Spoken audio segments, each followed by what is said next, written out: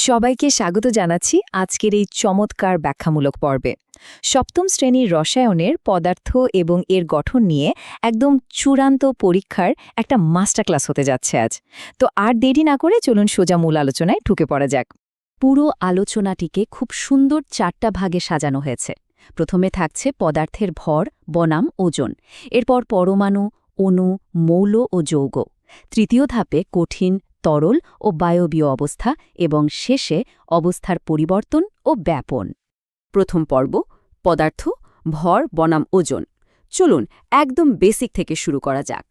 পদার্থ বলতে চোখের সামনে থাকা এই চেয়ার বা টেবিলকেই শুধু বোঝায় না। আমরা যে বাতাস থেকে অক্সিজেন নিচ্ছি বা কার্বন ডাই অক্সাইড ছাড়ছি, এগুলোও কিন্তু পদার্থ।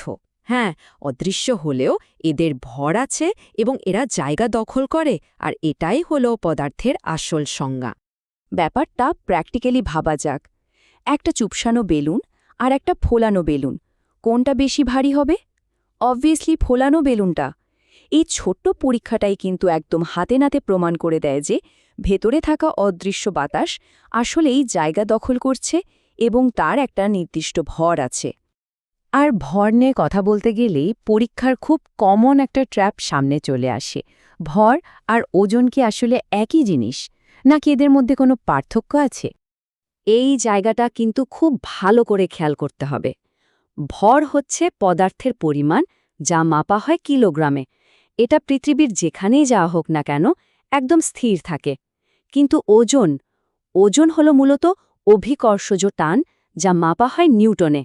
তার মানে পৃথিবীতে যে বস্তুটির ওজন আছে, চাঁদে নিয়ে গেলে অভিকর্ষের কারণে সেই ওজনটাই পাল্টে যাবে, কিন্তু ভর ভর সেই একই থাকবে।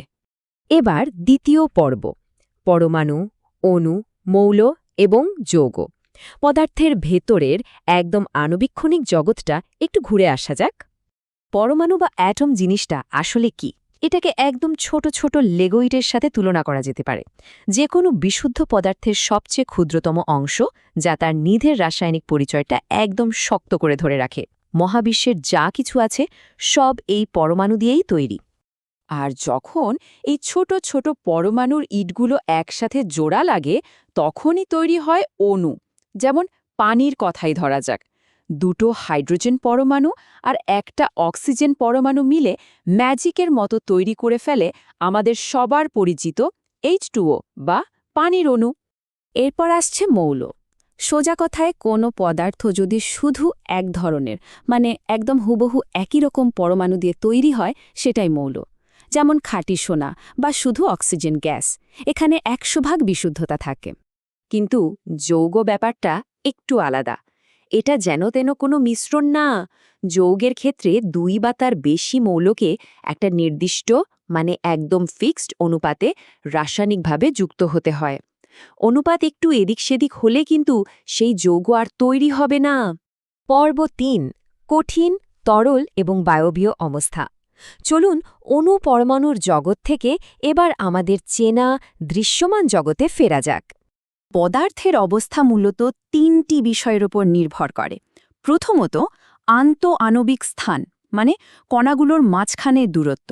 দ্বিতীয়ত আন্তঃআণবিক আকর্ষণ বল, অর্থাৎ কণাগুলো একে অপরকে কত জোরে টেনে ধরে রেখেছে। আর শেষটা হলো এলোমেলো গতি। এই 3টির ব্যালেন্সই ঠিক করে দেয় কোনো পদার্থ কঠিন হবে, তরল হবে নাকি গ্যাসীয় হবে। পরীক্ষার জন্য এটা কিন্তু একটা দারুণ চিটশিট। খেয়াল করলে দেখা যাবে কঠিন পদার্থের আকার আর আয়তন দুটোই নির্দিষ্ট।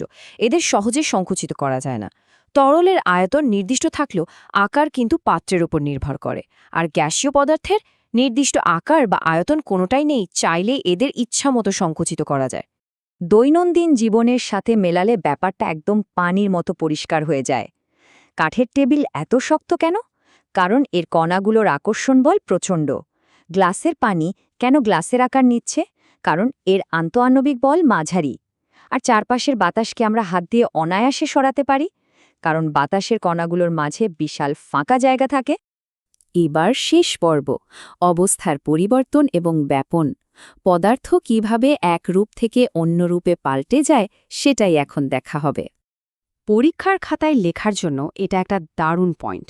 পদার্থের মূল রাসায়নিক গঠন কিন্তু বিন্দুমাত্র না বদলালেও এর অবস্থাকে পুরোপুরি পাল্টে দেওয়া সম্ভব।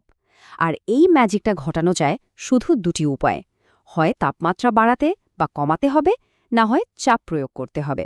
ব্যাস, এইটুকুই। কঠিন থেকে তরল হওয়াকে বলে গলন, তরল থেকে গ্যাস হওয়া হল বাষ্পীভবন। আবার উল্টোভাবে গ্যাস থেকে তরলকে ঘনীভবন আর তরল থেকে কঠিন হওয়াকে বলে কঠিনীভবন। কিন্তু সবচেয়ে ইন্টারেস্টিং হল ঊর্ধ্বপাতন বা সাবলিমেশন। ন্যাপথেলিনের কথা ভাবুন, তরল হওয়ার কোনো ঝামেলা ছাড়াই এটা সরাসরি কঠিন থেকে উধাও হয়ে গ্যাস হয়ে যায়। লিটারালি একটা ম্যাজিক।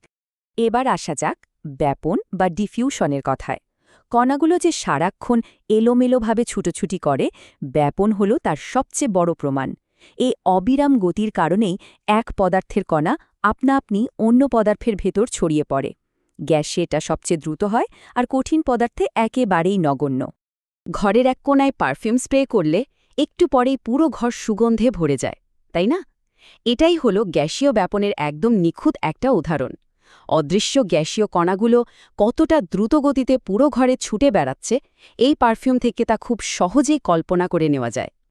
তো আজকের আলোচনা এখানেই শেষ করছি, তবে যাওয়ার আগে একটা দারুণ প্রশ্ন রেখে যেতে চাই। কণাগুলো যদি সারাক্ষণই এমন ছুটোছুটি আর এলোমেলো গতিতে থাকে, তাহলে এই মুহূর্তে আমাদের আশেপাশের এই বাতাসে না জানি কত কোটি কোটি অদৃশ্য সংঘর্ষ ঘটে চলেছে। একবার ভেবে দেখুন তো, চারপাশের এই আপাত শান্ত পৃথিবীর ভেতরে কতটা ব্যস্ত এক রাসায়নিক জগৎ লুকিয়ে আছে। আশা করি আজকের এই ব্যাখ্যামূলক পর্বটি পরীক্ষার প্রস্তুতিতে দারুণ কাজে আসবে। সবার জন্য শুভকামনা।